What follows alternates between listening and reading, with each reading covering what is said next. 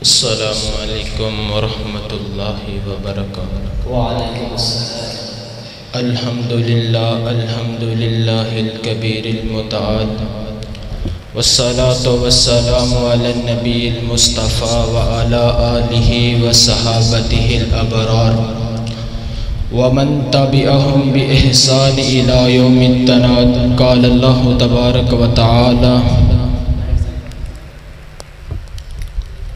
ادعو الى سبیل ربک بالحکمہ والموعظۃ الحسنہ۔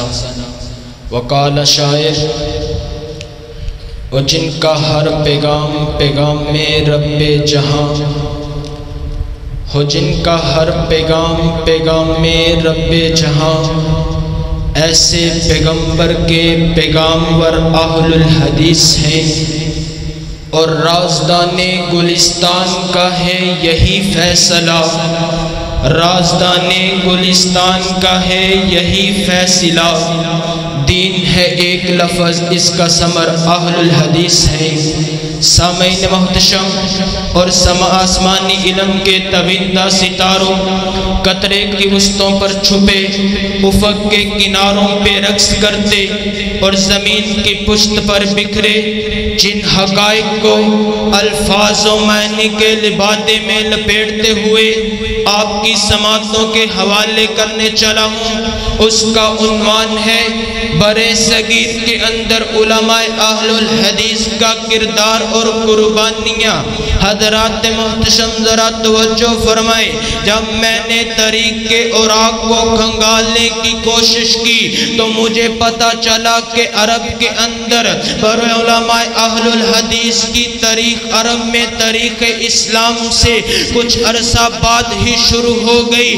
تب عرب کے لب و لب صحرا میں محمد عربی سراج المنیرہ بن کر طلوع ہوئے تو اس سورج کی کرنوں سے عرب کے گٹا ٹوپ اندھیرے جڑنے لگے تو مال کے ارض و سما کو برے صغیر کی دھرتی پر رحم آیا تو رب اکبر نے سب سے پہلے میرے پیغمبر کے صحابہ اہل الحدیث، میرے پیغمبر کے تربیت یافتہ دائی مبلغ مجاہد صحابہ اکرام کو اس دھرتی کی طرف روانہ کیا، جنہوں نے ادعو الی سبیل ربک بالحکمہ والموعظۃ الحسنہ کے ساتھ دعوت کے کام کو عام کیا ہے۔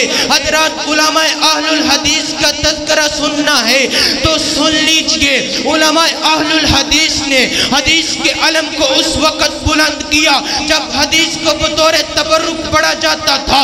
علماء اہل الحدیث نے حدیث کے علم کو اس وقت بلند کیا جب قاضی شمس الدین ترک سلطان علاء الدین خلجی کے دور کے اندر حکمران وقت سے مخاطب ہو کر کے کہتے ہیں، یہ شہر تباہ و برباد کیوں نہیں ہو جاتا، اس شہر میں آسمانی مصائب کیوں نہیں اتر پڑتی، جس شہر میں رسول اللہ کی حدیث کے ہوتے ہوئے فقیروں کی روایت کو مقدم کیا جاتا ہے۔ حضرات علماء اہل الحدیث نے حدیث کے علم کو اس وقت بلند کیا جب قاضی عبدالنبی چور کو چوری کرنے پر، شان مصطفیٰ میں گستاخی کرنے پر، سزائے موت کا فیصلہ سنانے پر یہ کہہ دیا جاتا، مل عجب من مولانا ما کونی نسلی ابی حنیفہ کیف ترکا مشرب جدی ہی، اور کبھی قاضی ایاز کے قول کو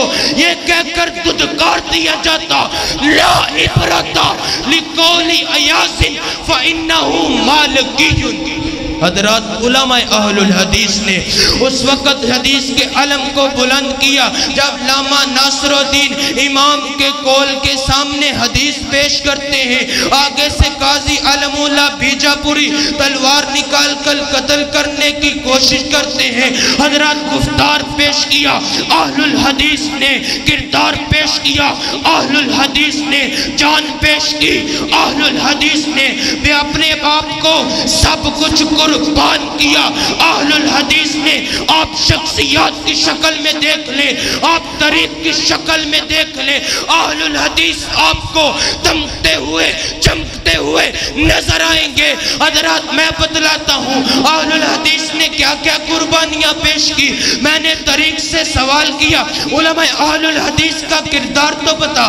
حضرات صحیح البخاری نظر آئی، 46 علماء اہل الحدیث کام کرتے ہوئے نظر آتے ہیں۔ شرح تراجم الابواب اٹھاتا ہوں، شاہ ولی اللہ محدث دہلوی نظر آتے ہیں۔ تسہیل القاری اٹھاتا ہوں، ابو الحسن نظر آتے ہیں۔ فیض الباری اٹھاتا ہوں، حضرات محدث گودنوی نظر آتے ہیں۔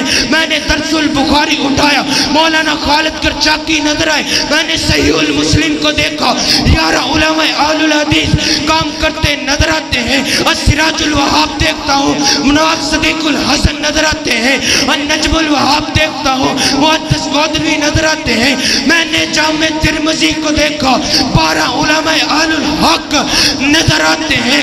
تحفۃ الحفظ لکھتے مولانا عبد الرحمن مبارک پوری نظر آتے ہیں۔ حضرات جان پیشی انہوں نے کی ہے، کردار پیشی انہوں نے کیا ہے، اپنا تن من تن قربان ہی انہوں نے کیا ہے۔ نہیں یقین آتا، نہیں یقین آتا تو سن لیجئے، علامہ رضا مصری علماء اہل الحدیث کی خراج التحسین پیش کرتے کہتے ہیں ولولا عنایت اخواننا بعلماء الہند فی علوم الحدیث فی هذا العصر لقبض علینا بزوال من امصار الشر۔ اور کبھی کہیں پر علامہ ناصر الدین تبصرہ فرماتے ہیں انا حسنۃ من حسنات اہل الحدیث، اور کہیں پر کہنے والا کیا خوب کہتا ہے۔ حضرات اکرامی ذرا چند لمحات کے لیے اولئک آبائی فجئنا بمثلہ اذا جمعت یا جلیل الجوام میں کردار انہوں نے پیش کیا۔ نہیں یقین شخصیات دیکھ لیں، کہیں پر شیخ احمد سرہندی نظر آتے ہیں، کہیں پر عبدالعظیم کے شاگرد شیخ الکل فی الکل نذیر حسین محدث دہلوی نظر آتے ہیں۔ حضرات سن لیجئے، کہیں پر حسین بٹالوی نظر آتے ہیں۔